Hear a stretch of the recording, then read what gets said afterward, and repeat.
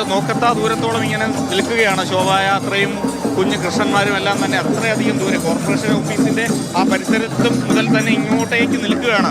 ഇതിൻ്റെ ഒരറ്റം ഒരുപക്ഷെ ഇപ്പോൾ അങ്ങ് സെക്രട്ടേറിയറ്റും കഴിഞ്ഞ് എത്തിയിട്ടുണ്ടാകാം ഇതിൻ്റെ തുടക്കം. ഏതായാലും അങ്ങനെ ശോഭായാത്ര ഇങ്ങനെ മുന്നോട്ട് പോകുന്നു. ഇപ്പം തന്നെ നമുക്ക് പാളയത്തിൻ്റെ വലതു വശത്തേക്ക് നോക്കിക്കഴിഞ്ഞാൽ അവിടെയും കുറേ കണ്ണന്മാരുണ്ട്. അവരെല്ലാം തന്നെ പൂജപ്പുര നഗരത്തിൽ നിന്ന് ഇങ്ങോട്ടേക്ക് എത്തിയതാണ്. അവരും ഇപ്പോൾ ഈ ശോഭായാത്രയ്ക്ക് ഒപ്പം ചേരും. ഏതായാലും വർണ്ണാഭമായ കാഴ്ചകൾ ഇങ്ങനെ തിരുവനന്തപുരത്ത് എവിടെ നോക്കിക്കഴിഞ്ഞാലും നമുക്ക് കാണുവാൻ കഴിയും. കുറച്ച് കൃഷ്ണന്മാർ വരുന്നുണ്ട്, കളിച്ച് ചിരിച്ച് വരുന്നുണ്ട്.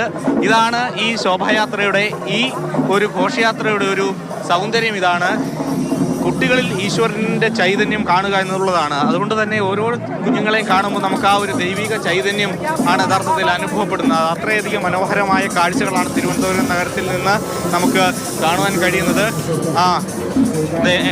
കുട്ടികൃഷ്ണനുണ്ട് നമുക്കൊപ്പം. ഇതെന്താ അറിയാമോ? ഇഷ്ടമാണോ ഇങ്ങനെ വേഷമൊക്കെ ഇടുന്നത്? പറ ചിരിക്കാതെ പറഞ്ഞേ. പറ. ഓക്കെ എന്തായാലും അങ്ങോട്ട് നീങ്ങട്ടെ.